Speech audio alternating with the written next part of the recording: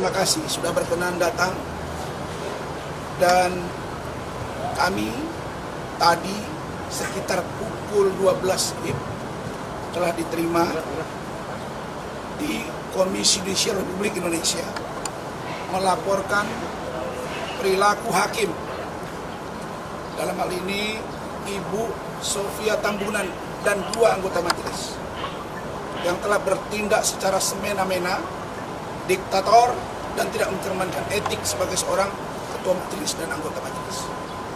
Karena itu, teman-teman semua, kalian sudah tahu beritanya, bahwa sejak sidang dimulai, 3 kali sidang sebelumnya, sebelum tanggal 6 Februari kemarin, di awal tim hukum saya sudah ditegur keras hanya gara-gara tolong menyampaikan pernyataan kepada saya sebagai terdakwa, bahasa jangan terlalu menekan. Yang berbicara itu adalah Saudara Firdaus, Bu Ida Neti, termasuk Ibu Foni. Langsung saya menyatakan sikap di situ. Yang mulia, saya mohon maaf. Ingat ya bagaimana saya santunnya. Yang mulia, saya mohon maaf jika tim hukum saya ini berbenturan dengan hakim dan JPU. Saya akan ganti yang bersangkutan. Benar tidak? Benar tidak? Ya. Kenapa? Karena saya ingin sidang benar-benar mencari kebenaran material, sehingga putusan yang akan diambil benar-benar menyentuh dan sampai pada aspek keadilan yang sesungguhnya. Sebentar, dengarin dulu deh, biar jangan salah-salah pertanyaan nanti. Kemudian, ini bisa kita runut, jangan sepotong-sepotong gitu. Kemudian, gara-gara ucapan saya itu, Bung Firdaus, Bu Ida, dan Bu Foni itu agak kurang nyaman. Sehingga saya bujuk. Bahkan ada yang mau mengundurkan diri. Saya yakinkan, kita harus tunjukkan kita beretika dan kita percaya. Meskipun kasus ini dari awal, Bareskrim Mabes Polri menerima laporan Hotman Paris 10 Mei 2022. Urusan remeh-temeh Undang-Undang IT pencemaran nama baik, dugaan pelecehan seksual. Diproses 34 bulan. 34 bulan baru P21. Kira-kira menurut kalian kasus apa ini? Begitu lama baru diungkap dan baru selesai. Kenapa? Karena di penyelidikan pun saya tidak diberi ruang sampai penyidikan, bahkan tersangka tidak diberi ruang menghadirkan saksi atau ahli yang meringankan. Ini dari situ sudah mulai masuk angin. Kemudian saya bertemu dengan ada seorang jaksa yang juga pejabat. Saya diskusi. Beliau mengatakan bahwa tidak masuk unsur. Lalu kemudian belakangan saya tahu, saya dapat info dia pula yang mendorong-dorong. Kau jaksa sudah bertemu dan saya akan ungkap siapa kau.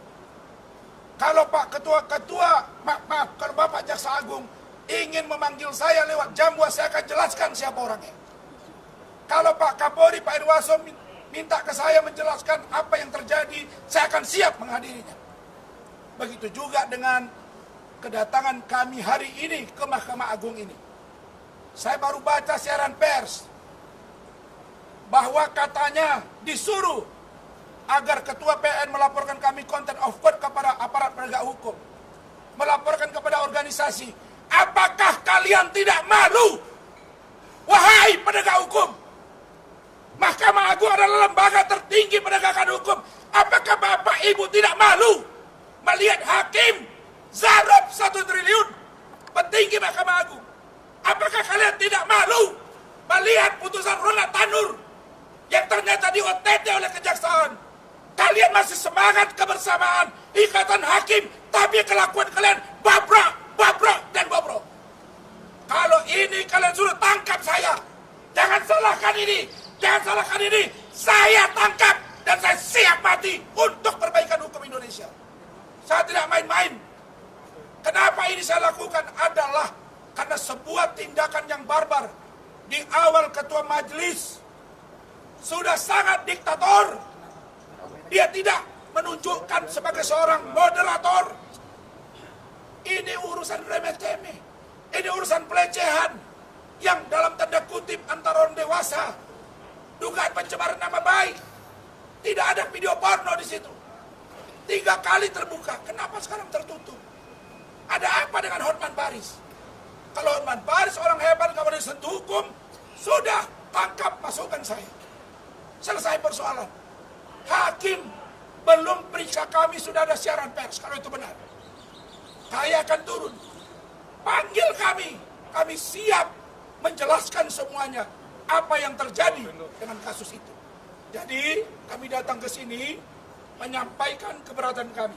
Minta hakim bertindak dan agar institusi Mahkamah Agung. Malu kita. Malu. Mahkamah Agung bukan bersih sekarang. Banyak orang kotor. Jaksa juga, hakim juga, polisi juga, pengacara juga. Mari kita sama-sama berbenah. Apa Anda pikir Anda makan dari uang negara terus Anda suka-suka? Siaran pers apa itu? Tadi saya lihat juga ada press con. Panggil kami dong. Ada Badan Pengawas Mahkamah Agung. Mana peranmu? Jangan biarkan kasus ini. Tidak apa-apa, saya akan hadapi. Maaf, agak panjang. Silakan.